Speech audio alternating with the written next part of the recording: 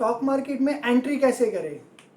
Generally होता क्या है कि मेरे किसी फ्रेंड ने मुझे स्टॉक मार्केट के बारे में बताया, उसको किसी और ने स्टॉक मार्केट के बारे में बताया होगा, उसने बोला कि स्टॉक मार्केट में प्रॉफिट होगा। मैंने एंटर करने का सोच लिया और सबसे पहले क्या किया, अपना एक डीमेट अकाउंट ओपन करा लिया और कल से शेयर्स का बाय सेल चालू।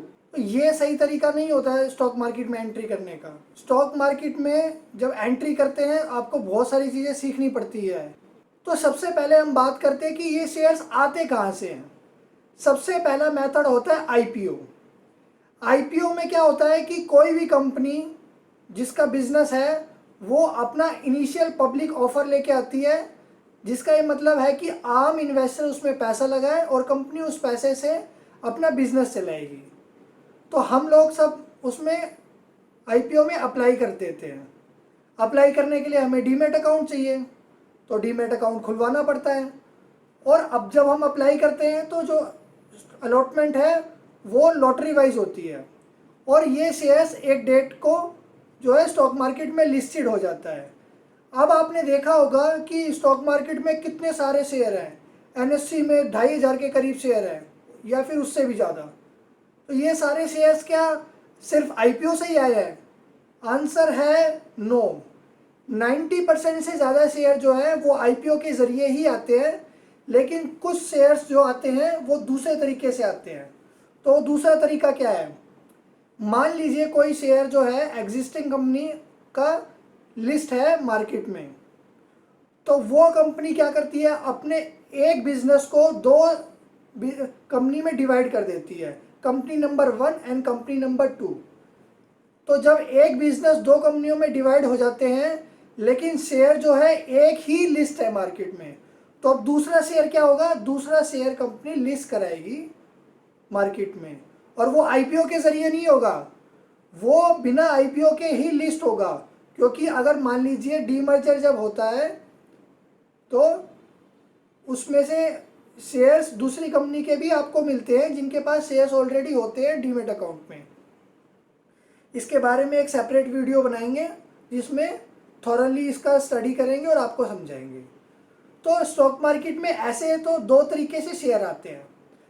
थर्ड पॉइंट ये कि आपको मार्केट में जब एंटर करते हैं तो क्या चीज़ देखनी चाहिए, क्या चीज़ नहीं देखनी चाहिए शेयर्स को बाय और सेल करने से पहले।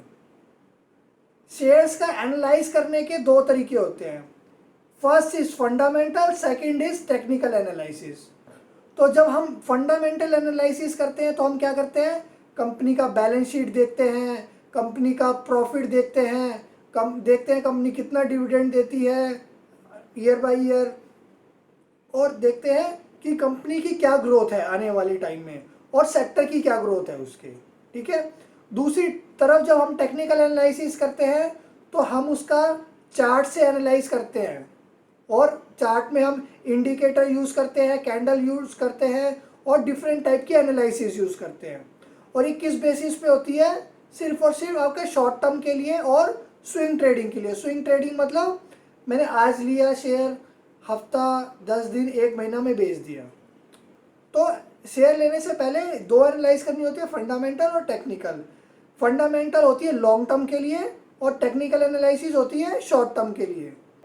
उसके बाद आपको अपना ट्रेडिंग अकाउंट है जो, या ट्रेडिंग अकाउंट या डीमेट अकाउंट, उसको आपको कैसे बाय सेल करना है, कैसे स्टॉप लॉस लगाना है, कैसे ऑर्डर एग्जीक्यूट होते हैं मार्केट में, बायर और सेलर कैसे काम करते हैं मार्केट में, ये सब चीज़ें आपको जाननी होती है उसमें।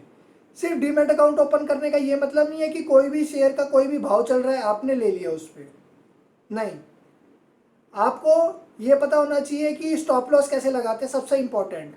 आपको दूसरी चीज़ ये पता होनी चाहिए कि अपना रिस्क कैसे मैनेज करते हैं। तीसरी चीज़ ये पता होनी चाहिए कि जब आप स्टॉक बाय कर रहे हो तो उसमें लिक्विडिटी है कि नहीं। और चौथी चीज़ ये पता होनी चाहिए कि आपको कहाँ पर एंटर करना है और कहाँ पर एग्जिट करना है।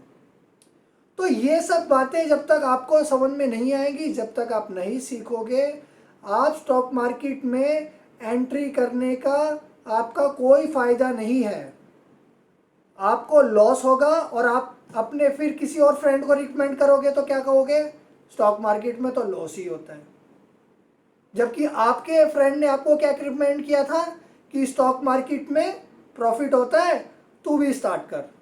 तो उसने क्या किया होगा, उसने स्टडी किया होगा और उसको तभी प्रॉफिट हुआ होगा। आपने क्या किया, आपने स्टडी नहीं किया और आपने दूसरे को क्या बोला कि स्टॉक मार्केट में लॉस ही होता है।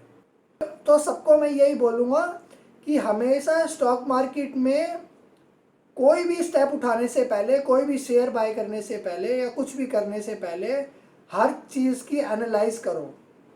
वीडियो आपको अगर अच्छा लगे तो प्लीज़ लाइक, शेयर, सब्सक्राइब। कोई भी क्वेश्चन हो आप कमेंट बॉक्स में मुझसे पूछिए। आप मुझे इंस्टाग्राम पे भी फॉलो कर सकते हैं, टेलीग्राम चैनल भी है, वहाँ पर भी आप ज्वाइन कर सकते हैं। Thank you very much.